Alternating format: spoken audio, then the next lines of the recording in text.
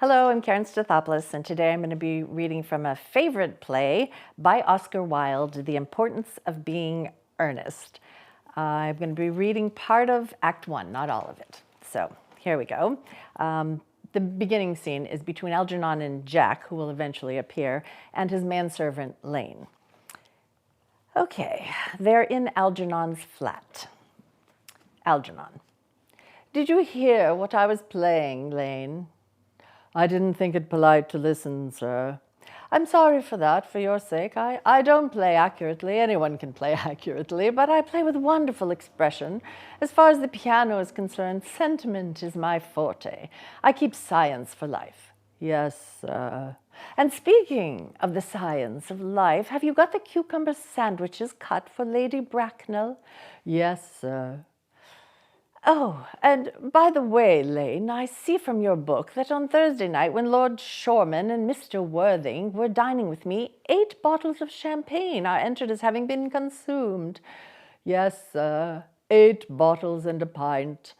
"Why is it that at a bachelor's establishment the servants invariably drink the champagne? I ask merely for information." "I attribute it to the superior quality of the wine, sir. I have often observed that in married households the champagne is rarely of a first-rate brand." "Good heavens, is marriage so demoralizing as that?"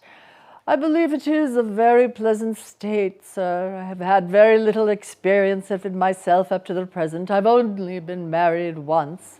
That was in consequence of a misunderstanding between myself and a young person." "I don't know that I'm much interested in your family life, Lane." "No, sir, it's not a very interesting subject. I never think of it myself." "Very natural, I'm sure. That will do, Lane. Thank you." Lane's views on marriage seem somewhat lax. Lane comes back in. "Mr. Ernest Worthing." Enter Jack. "How are you, my dear Ernest? What brings you up to town?" "Oh, pleasure, pleasure. What else should bring one anywhere? Eating as usual, I see, Algy." "I believe it is customary in good society to take some slight refreshment at 5 o'clock. Where have you been since last Thursday?" "In the country." "What on earth do you do there?" "When one is in town, one amuses oneself. When one is in the country, one amuses other people. It is excessively boring." "And who are the people you amuse?" "Oh, neighbors, neighbors." "Got nice neighbors in your part of Shropshire?" "Perfectly horrid. Never speak to one of them." "How immensely you must amuse them." Algernon takes a sandwich. "By the way, Shropshire is your county, is it not?" "Eh? Shropshire? Yes, yes, of course. Hullo, why all these cups? Why cucumber sandwiches? Why such reckless extravagance in one so young? Who is coming to tea?" "Oh, merely Aunt Augusta and Gwendolen." "How perfectly delightful." "Yes, that is all very well, but I'm afraid Aunt Augusta won't quite approve of your being here." "May I ask why?" "My dear fellow, the way you flirt with Gwendolen is perfectly disgraceful. It is almost as bad as the way Gwendolen flirts with you." "I am in love with Gwendolen. I have come up to town expressly to propose to her." "I thought you would come up for pleasure. I call that business." "How utterly unromantic you are." "I really don't see anything romantic in proposing. It is very romantic to be in love, but there's nothing romantic about a definite proposal. Why, one may be accepted. One usually is, I believe. Then the excitement is all over. The very essence of romance is uncertainty. If ever I get married, I'll certainly try to forget the fact." "I have no doubt about that, dear Algy. The divorce court was specially invented for people whose memories are so curiously constituted." "Oh, there's no use speculating on that subject." "Please don't touch the cucumber sandwiches. They are ordered especially for Aunt Augusta." Algernon takes one himself and eats it. "Well, you have been eating them all the time." "That is quite a different matter. She is my aunt. Have some bread and butter." The bread and butter is for Gwendolen. Gwendolen is devoted to bread and butter. And very good bread and butter it is too. Well, my dear fellow, you need not eat as if you were going to eat it all. You behave as if you were married to her already. You are not married to her already, and I don't think you ever will be. Why on earth do you say that? Well, in the first place, girls never marry the men they flirt with. Girls don't think it right. Oh, that is nonsense. It isn't. It is a great truth. It accounts for the extraordinary number of bachelors that one sees all over the place. In the second place, I don't give my consent. Your consent? My dear fellow, Gwendolen is my first cousin, and before I allow you to marry her, you will have to clear up the whole question of Cecily. Cecily? What on earth do you mean? What do you mean, Algy, by Cecily? I don't know anyone by the name of Cecily. Enter Lane. Bring me that cigarette case Mr. Worthing left in the smoking room the last time he dined here. Yes, sir. Do you mean to say that you have had my cigarette case all this time? I wish to goodness you had let me know. I've been writing frantic letters to Scotland Yard about it. I was very nearly offering a large reward. Well, I wish you would offer one. I happen to be more than usually hard up. There's no good offering a large reward now that the thing is found. I think that is rather mean of you, Ernest, I must say. However, it makes no matter, for now that I look at the inscription inside, I find that the thing isn't yours after all. Of course it's mine. You've seen me with it 100 times, and you have no right whatsoever to read what is written inside. It is a very ungentlemanly thing to read a private cigarette case. Oh, it is absurd to have a hard and fast rule about what one should read and what one shouldn't. And this isn't your cigarette case. This cigarette case is a present from someone of the name of Cecily, and you said you didn't know anyone of that name. Well, if you want to know, Cecily happens to be my aunt. Your aunt? Yes, charming old lady she is too, lives at Tunbridge Wells. Just give it back to me, Algy. But why does she call herself Cecily if she is your aunt and lives at Tunbridge Wells? From little Cecily with her fondest love. My dear fellow, what on earth is there in that? Some aunts are tall, some aunts are not tall. That is a matter that surely an aunt may be allowed to decide for herself. You seem to think that every aunt should be exactly like your aunt. That's absurd. For heaven's sakes, give me back my cigarette case. Yes, but why does your aunt call you her uncle? From little Cecily with her fondest love to her dear Uncle Jack. There's no objection, I admit, to an aunt being a small aunt, but why an aunt, no matter what her size may be, should call her own nephew her uncle, I can't quite make out. Besides, your name isn't Jack, it's Ernest. It isn't Ernest, it's Jack. You have always told me that your name was Ernest. I've introduced you to everyone as Ernest. You answer to the name of Ernest. You look as if your name was Ernest. You are the most earnest-looking person I ever saw in my life. It is perfectly absurd, your saying your name isn't Ernest. It's on your cards. Here's one of them. Mr. Ernest Worthing, before the Albany. I'll keep this as proof that your name is Ernest if ever you attempt to deny it to me, or to Gwendolen, or to anyone else. Well, my name is Ernest in town and Jack in the country, and the cigarette case was given to me in the country. Yes, but that does not account for the fact that your small Aunt Cecily, who lives at Tunbridge Wells, calls you her dear uncle. Come, old boy, you had much better have the thing out at once.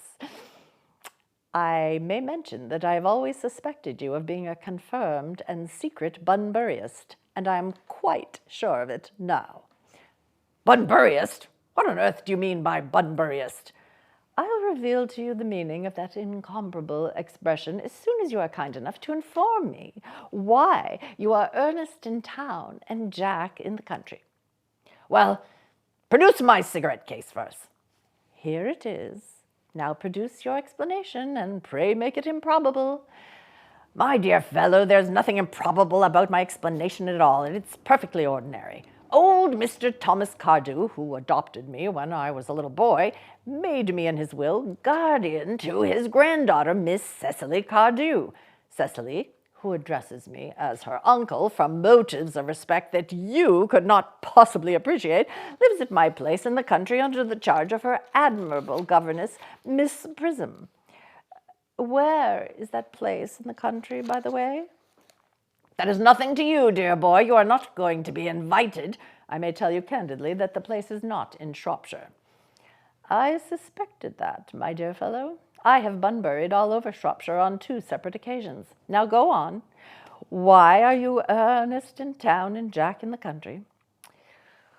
My dear Algy, I don't know whether you will be able to understand my real motives. You are hardly serious enough. When one is placed in the position of a guardian, one has to adopt a very high moral tone on all subjects. It's one's duty to do so, and as a high moral tone can hardly be said to conduce very much to either one's health or one's happiness. In order to get up to town, I have always pretended to have a younger brother by the name of Ernest, who lives in the Albany, and gets into the most dreadful scrapes. That, my dear Algy, is the whole truth, pure and simple. The truth is rarely pure and never simple. What you really are is a bunburyist. I was quite right in saying you were a bunburyist. You are one of the most advanced bunburyists I know. What on earth do you mean? You have invented a very useful young brother called Ernest in order that you may be able to come up to town as often as you like. I have invented an invaluable permanent invalid called Bunbury in order that I may be able to go down into the country whenever I choose. Bunbury is perfectly invaluable. If it wasn't for Bunbury's extraordinary bad health, for instance, I wouldn't be able to dine with you at Willis's tonight, for I have really been engaged to Aunt Augusta for more than a week. I haven't asked you to dine with me anywhere tonight. I know you are absurdly careless about sending out invitations. It is very foolish of you. Nothing annoys people so much as not receiving invitations. You would much better dine with your Aunt Augusta. I haven't the smallest intention of doing anything of the kind. Besides, now that I know you to be a confirmed bunburyist, I naturally want to talk to you about bunburying. I want to tell you the rules. I am not a bunburyist at all. If Gwendolen accepts me, I am going to kill my brother. Indeed, I think I'll kill him in any case. Cecily is a little too much interested in him. It is rather a bore. So I'm going to get rid of Ernest. And I strongly advise you to do the same with your invalid friend who has the absurd name. Nothing will induce me to part with Bunbury, and if you ever get married, which seems to me extremely problematic, you will be very glad to know Bunbury. A man who marries without knowing Bunbury has a very tedious time of it. That is nonsense. If I marry a charming girl like Gwendolen, and she is the only girl I ever saw in my life that I would marry, I certainly won't want to know Bunbury. Then your wife will. You don't seem to realize in married life 3 is company and 2 is, well, none.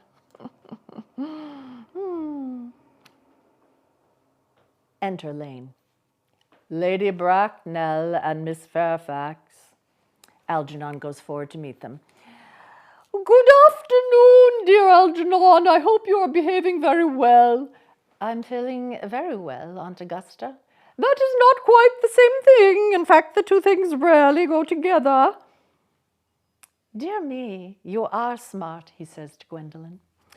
I am always smart, aren't I, Mr. Worthing? You're quite perfect, Miss Fairfax. Oh, I hope I'm not that. It would leave no room for developments, and I intend to develop in many directions. I'm sorry if we're a little late, Algernon, but I was obliged to call on dear Lady Harbury. I haven't been there since her poor husband's death. I never saw a woman so altered. She looks quite 20 years younger. And now I'll have a cup of tea and one of those nice cucumber sandwiches you promised me. Certainly, Aunt Augusta. Goes over to the tea table. Won't you come and sit here, Gwendolen? Thanks, Mamma. I'm quite comfortable where I am. She's sitting next to Jack. Good heavens! Lane, why are there no cucumber sandwiches? I ordered them specially. There were no cucumbers in the market this morning, sir. I went down twice. No cucumbers? No, sir, not even for ready money. That will do, Lane, thank you. Thank you, sir. I'm greatly distressed, Aunt Augusta, about there being no cucumbers, not even for ready money. It really makes no matter, Algernon. I had some crumpets with Lady Harbury, who seems to me to be living entirely for pleasure now. I hear her hair has turned quite gold from grief. It certainly has changed its colour, from what cause I, of course, cannot say. Thank you. I've quite a treat for you tonight, Algernon. I'm going to send you down with Mary Farquhar. She's such a nice woman and so attentive to her husband. It's delightful to watch them. I am afraid, Aunt Augusta, I shall have to give up the pleasure of dining with you tonight after all. I hope not, Algernon. It would put my table completely out. Your uncle would have to dine upstairs. Fortunately, he's accustomed to that. It is a great bore, and I need hardly say a terrible disappointment to me, but the fact is, I have just had a telegram to say that my poor friend Bunbury is very ill again. They seem to think I should be with him. It is very strange. This Mr. Bunbury seems to suffer from curiously bad health. Yes, poor Bunbury is a dreadful invalid. Well, I must say, Algernon, that I think it is high time that Mr. Bunbury made up his mind whether he was going to live or die. This shilly-shallying with the question is absurd. I'll speak to Bunbury, Aunt Augusta, if he is still conscious, and I think I can promise you he'll be all right by Saturday. Thank you, Algernon. It is very, very thoughtful of you. Gwendolen, you will accompany me? And they go out. Certainly, Mamma, leaving Jack and Gwendolen. Charming day it's been, Miss Fairfax. Oh, pray don't talk to me about the weather, Mr. Worthing. Whenever people talk to me about the weather, I always feel quite certain that they mean something else, and that makes me so nervous. I do mean something else. I thought so. In fact, I am never wrong. And I would like to be allowed to take advantage of Lady Bracknell's temporary absence. I would certainly advise you to do so. Mamma has a way of coming back suddenly into a room that I have often had to speak to her about.